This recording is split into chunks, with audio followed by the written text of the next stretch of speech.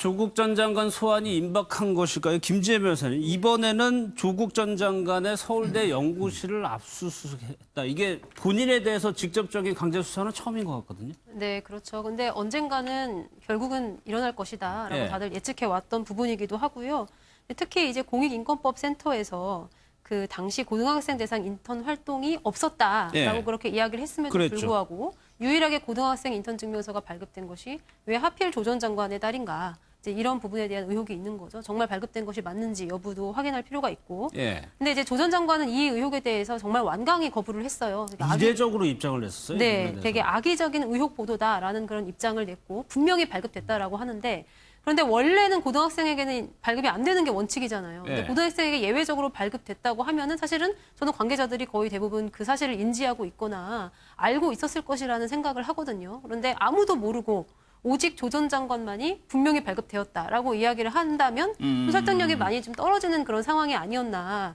이제 그렇기 때문에 결국에는 그 연구실을 압수수색하면서 정말로 이 인턴 증명서가 어떻게 발급됐는지 예. 이 부분에 대해서 좀 확인을 할 필요가 있고 그리고 또 최근 나온 의혹 있잖아요. 자금이 이체된대요. 예, 예. 이제 이런 부분에 대해서도 연구실에 이제 주로 머물기 때문에 그 연구실 내에 어떤 자료가 남아있을 가능성도 매우 크고 또 계좌도 지금 압수수색이 들어간 걸로 알고 있거든요. 그래서 전반적으로는 결과적으로는 조 전 장관이 과연 이 정경심 교수의 혐의에 얼마만큼 가담되어 있는가 예. 이 부분이 곧 명명백백하게 밝혀질 것 같습니다. 근데 어제 압수수색을 들어갔다는 거면 그 분석하고 또 추가적인 수사하고 실제 소환이 더 연장이 미뤄질 수도 있다는 얘기가 되는 거네요. 네, 그래서 약간 제가 좀 의문을 가지는 게 이 검찰이 그 수사의 계획을 세우잖아요. 이제 네. 어떤 일정으로 수사를 하겠다. 근데 이 부분에 좀 굉장히 좀 차질도 많고 잡음도 많은 그런 상태가 아닌가라는 생각이 드는데요. 지난번에 정경심 교수 첫 기일에 기록을 안 보여줬고, 그다음에 그랬죠. 조범동 씨 첫 기일에도 기록을 일부만 보여줬어요. 예, 근데 이제야 다 주겠다고 얘기를 그렇죠. 하고 있어요. 그렇다 보니까 아직 지금 열람이 제한된 그런 부분에 대해서는 수사가 남아있다는 이야기거든요.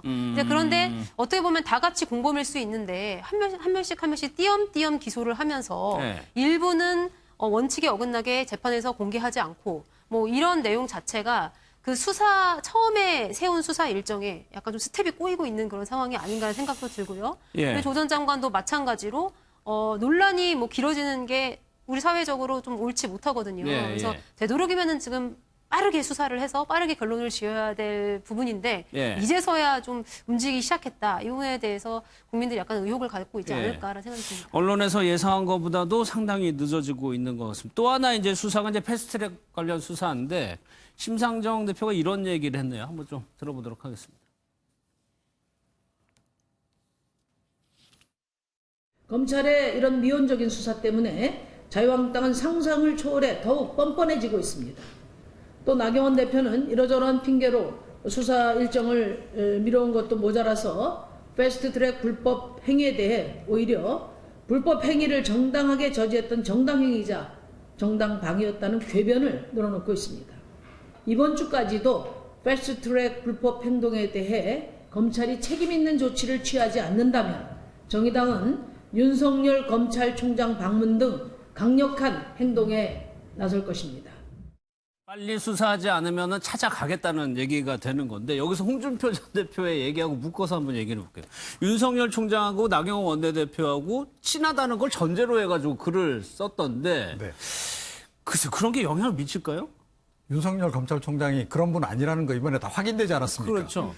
예, 그런데도 왜 저렇게 저런 추론을 하시는지 모르겠는데요.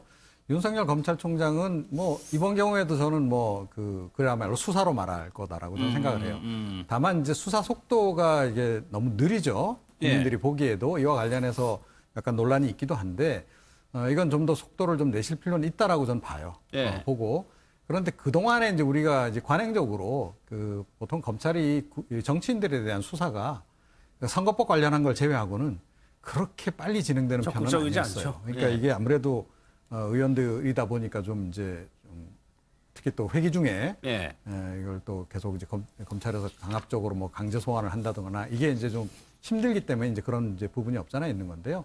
그럼에도 불구하고 좀 더 적극적으로 수사할 필요도 있고 근데 결국은 이제 문제는 자유한국당이라고 저는 보거든요. 예. 자유한국당이 그러니까 지금 이제 이 조사에 응하지 않고 있는 그 부분이 가장 결정적으로 좀 작용을 하는 건데, 그러니까 이 부분은 좀 생각을 확실하게 좀 바꿔야 된다라고 좀 봐요. 한국당에서. 예, 그러니까 이것도 국민들한테 점수 까먹는 일이라고 저는 보거든요.